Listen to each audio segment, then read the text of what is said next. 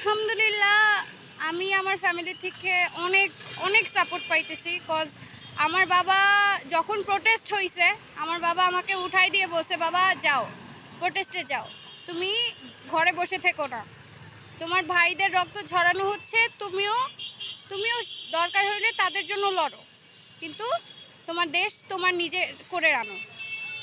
দেখুন আমরা মানে আমি পার্সোনালি আমিও কিন্তু আসলে এতটা এক্সপেকটেশন ছিল না বর্তমান প্রজন্মের উপর, যেহেতু এখন ফ্রি ফায়ার পাবজির মতো ভয়াবহ গেমে আসক্ত এখনকার তরুণ সমাজ।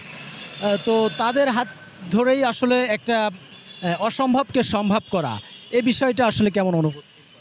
আসলে জেন জি বলা হয় আমাদেরকে, তো এইভাবে আমাদেরকে সবাই উইক মনে করতো যে আমরা পড়াশোনা নাই, আমরা সবসময় অনলাইন গেম, তারপর টিকটক, ইনস্টাগ্রাম, ফেসবুক এগুলো নিয়ে পড়ে থাকি। আসলে সব দিক থেকেই